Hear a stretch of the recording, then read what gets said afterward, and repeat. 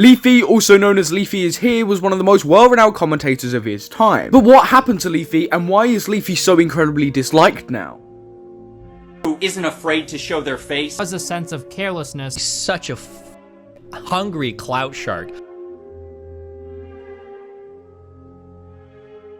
To understand how Leafy got to where he is, I feel like we need to look at why Leafy exploded in the first place. Although not for me, I believe Leafy's commentary had something that some people didn't, and I believe Leafy was great at storytelling and putting together a video rather than editing. Regardless if you were interested in the story he was telling or the creator he was talking about, I feel like his storytelling managed to pull in audiences that really, if he didn't have that, he wouldn't be able to. And he's just like, oh my god, that's a bad place. Warl told me this.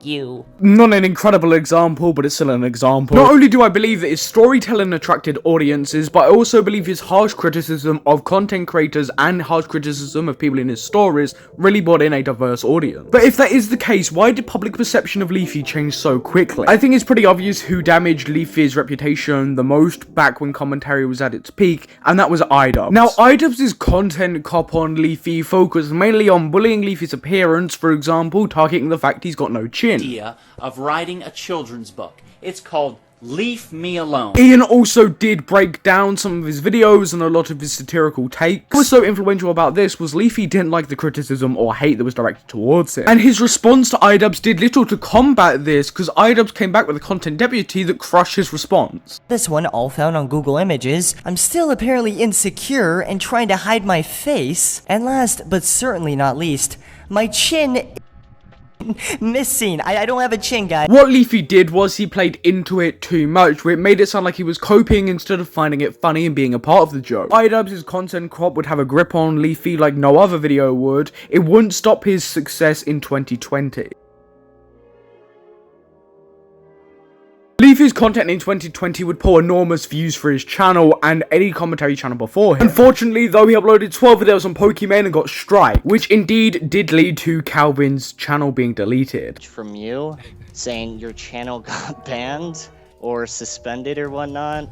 And I mean, that was a sick thing to wake up to. Leafy was only really left with one platform that he would regularly post on, which was Twitter, until again he later got banned on Twitter as well. Because Leafy had no platform, the effects were very impactful. A lot of people started realizing that Leafy had bad takes and bad videos. Leafy became the butt of the commentary joke instead of leading the commentary community. However, that would all change, as in 2023 he was unbanned on Twitter and would make another comeback. When Leafy did come back, he came back with heavily exaggerated takes, going over the top on trans people and going over the top on certain content creators to gain attraction. Because of this behavior, this swayed people even more to disliking Leafy. I mean, when even Rumble is removing your content for violating guidelines, maybe, just maybe, you should take a step back. However, Leafy would do the complete opposite and start harassing people like iDubbbz and Destory. Dude, what the f happened to this guy? What is his hair, dude? What is the mustache? What is the tattoos? It's like straight up a different person. However, I want to focus on his behavior with Destory on the platform of Rumble. Leafy would take to Rumble to harass Destory and Destory's wife, saying some really rude and horrific things about her, and even pulling up some really lewd images. This is what we're dealing with. It's Destiny's wife.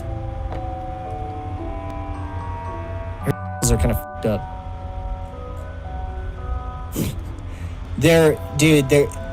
Don't even bother, dude. She has Destory is getting ripped Now, off. in response to these horrific comments, Destory is rightfully annoyed. However, he says and makes claims that Leafy is irrelevant and that he's going to get him banned off of Rumble. Ever in my life. I shouldn't even be giving him the little bit of attention that he's so fucking hungry for right now. This is one of the most irrelevant fallen from grace content creators ever. The guy was on, I've thought about contacting my Rumble dude to get him permabanned from fucking Rumble. Actually, you know what?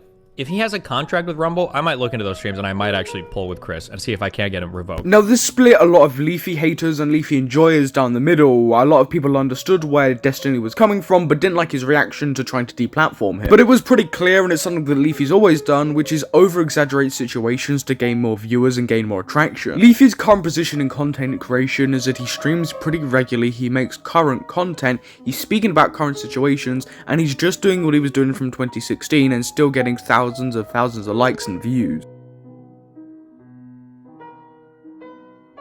Although Leafy has thousands of fans, he's so hated amongst the common social media users and platform people. As a lot of people have pointed out, the times changed, but he didn't, and his content didn't. It comes down to how many bigger content creators have mocked him and find him a hypocritical mess that has impacted the audience. But as time moves on, we can only see how Leafy's content will change and how public perception will change.